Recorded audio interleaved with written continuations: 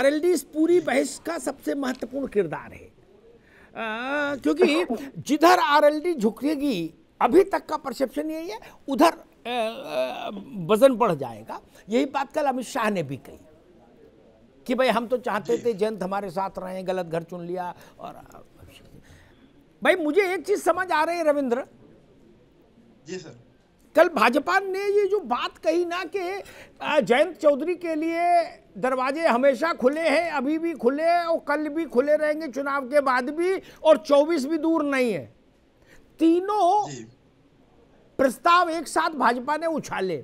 इनका क्या होगा नहीं होगा वो तो बात की बात है, लेकिन इनसे कम से कम ग्राउंड जीरो पर डाउन द लाइन एक भ्रम तो फैलता है।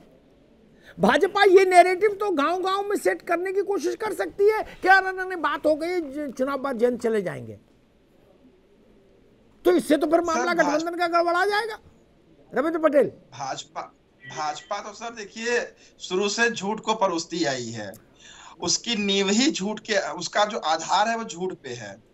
सबसे पहले अब इसके पीछे का जो परसेप्शन हम जैसे कार्यकर्ता और जो जनता समझती है वो ये समझती है कि इन्हें अगर यही सब करना था, तो इसका बहुत माकूल जवाब हमारी पार्टी के राष्ट्रीय अध्यक्ष आदरणीय जयंत जी ने दिया कि अगर आपको ये करना था तो पहले 700 किसानों के घरों को न्योता भेजते, आप जिनका आपने घर तोड़ा है आप उन्हें न्योता देते, मुझे न्योता देने की जरूरत नहीं पड़ती। और दूसरा, जिस तरीके से आपने किसानों के साथ, युवाओं के साथ, बेरोजगारों के साथ हक मांगने पर जिस तरीके से आपने उनको दमनकारी तरीके से कुचलने का प्रयास किया है, अब बहुत देर हो चुकी है सर। एक लाइन में अगर कहा जाए बहुत देर हो चुकी है, इसकी कोई जरूरत नहीं है। और इनका ये छल झूठ और फरेब जो कल की जो मेमत एक्सरसाइज थी अमित शाह की, उसका क्या असर देख रहे हैं?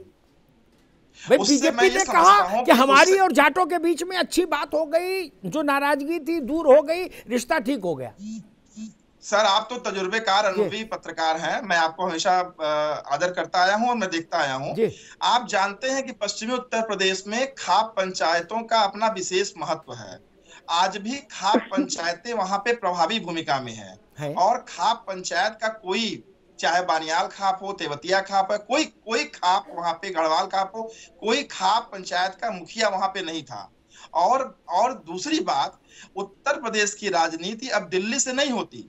परेश वर्मा जी अगर उनको कुछ करना था तो वो पहले बात कर लेते, जयंत चौधरी जी की और उनकी जाति एक है, पहले वो बात कर लेते। अब बहुत देर हो चुकी है। और दूसरी बात, हमारे यहाँ भोजपुरी में, चूंकि मैं पूर्वांचल के मिर्जापुर जिले से आता हूँ, एक कहावत है कि जब भैरव सामने आते हैं ना तो पसीने लोग छोड़ देते हैं। आज जयंत चौधरी राजनीति के वो भैरव हो गए हैं कि जिन्हें हर कोई अपने पक्ष में करना चाह रहा है। मामला भैरव तक पहुंच गया, मामला भैरव तक पहुंच गया। रविंद्र भाई पता नहीं कहाँ पहुंचा रहे हैं इस मामले को। हमने तो सिंपल सी बात कही थी, साधारण सी बात कही थी, कोई जब तुम्हारा हृदय तोड़ दे, तड़पता हुआ जब तुम्हें तोड़ दे, पुराना गाना ले आए हमारे दर पर। तो हम तो इनसे यही कह रहे थे, मेरा दर खुला है, खुला ही रहेगा, खुला ही रहेगा तुम्हारे। अच्छा, कुंडी उंडी भी हटवा दिए क्या? कुंडी उंडी हटवाई दिए परमानेंट? ये डर भैया कपिल श्रीवास्तव पकड़ के रखो जयंत चौधरी को, ये लोग तो मानेंगे नहीं। ये कह रहे कुंडी उंडी सब हटवा दी क्या? और गाना अलग गा रहे, बताइए आलोक जी, मेरा दर खुला है, खुला ही रहेगा, बताइए। मुलायम सिंह जी के परिवार के सदस्य को वहाँ अच्छा नहीं लगा, हमने कहा आ जाइए, कांग्रेस के हमारे साथी थे, गाने का एक माकूल गाना है, प्यार वो सब बातें हैं, बातों का क्या, और देते हैं देवता को धोखा तो इंसानों को ये क्या छोड़ेंगे। लो भाई वर्मा जी भी जानते हैं और सारे लोग जान रहे हैं, गाने का जवाब गाने में देती है। वो कह रहे कस्में वादे प्यार वफा के वादे हैं, वादों का क्या।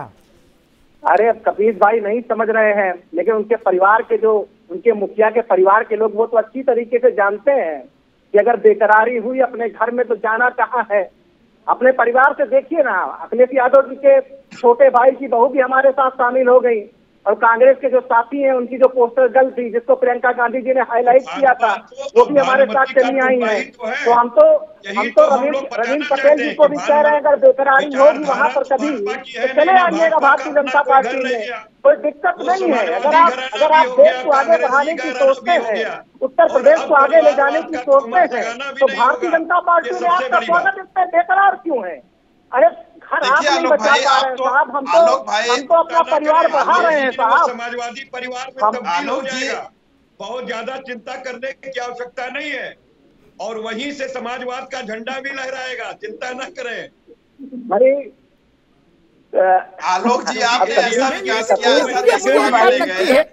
बात कहूंगा, फिर रविंद्र पटेल की अपनी बात कहेंगे। एक बात कहूँ, अपर्णा यादव समाजवादी पार्टी की राजनीतिक विरासत का मुख्य केंद्र कभी नहीं रही। वो विरासत जो मुलायम सिंह जी की जो पॉलिटिकल विरासत है, जो राजनीतिक विरासत है, उसके तो एकमात्र अधिकारी जो रहे वो अखिलेश यादव ही रहे। इस पे कहां जमीन में कोई डिस्प्यूट मैंने कभी नहीं सुना। गाजीपुर से गाजियाबाद और बस्ती से बहराइच तक हम लोग भी वही रहते, सब जो भी उनका जो जनाधार है उसमें अखिलेश यादव भी एकमात्र वारिस रहे राजनीतिक तौर पर। तो इसलिए आलोक भाई वो मामला थोड़ा मतलब ठीक है, फोटो अपॉर्चुनिटी बढ़िया है, लेकिन उससे बहुत कुछ फर्क नहीं बनता बिगड़ता। मान लो प्रतीक को ज्वाइन करा लो, अपर्णा को ज्वाइन करा लो, ऐसा मुझे ऐसा लगता है। मैं ये नहीं कह रहा हूँ कि क्या फर्क पड़ेगा और क्या फर्क नहीं पड़ेगा। मैं ये कह रहा हूँ कि बहुत सारे लोग जो अपनी अपनी पार्टियों में असंतुष्ट हैं, जिनको ठीक नहीं लग रहा है अपनी पार्टियों में, चाहे वो कांग्रेस का बड़ा चेहरा हो चाहे समाजवादी पार्टी का बड़ा चेहरा हो, भारतीय जनता पार्टी में शामिल हो रहे हैं। भारतीय जनता पार्टी उनके ले रही है। मैं बात तो कह रहा था, आपने तो भैया ऐसा कर दिया करके सदस्यता रसीद लेके स्टूल रख के बाहर ही बैठा दिया क्या आदमी, बोले आते जाओ रसीद कटाओ। नहीं, कांग्रेस वाले अलग कि आप जहां से मिलता वहां से पकड़ लाते हो आदमी। मॉर्निंग वॉक पे भी जाए तो फिर कांग्रेसियों को ढूंढना पड़ता है, भैया वॉक पे गए थे, कहां गए, पता लगा भाजपा कार्यालय में मिले।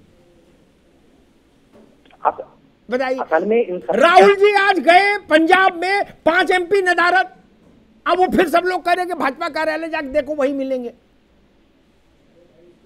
किशोर उपाध्याय गए तब भी भाजपा में मिले जाके, नहीं।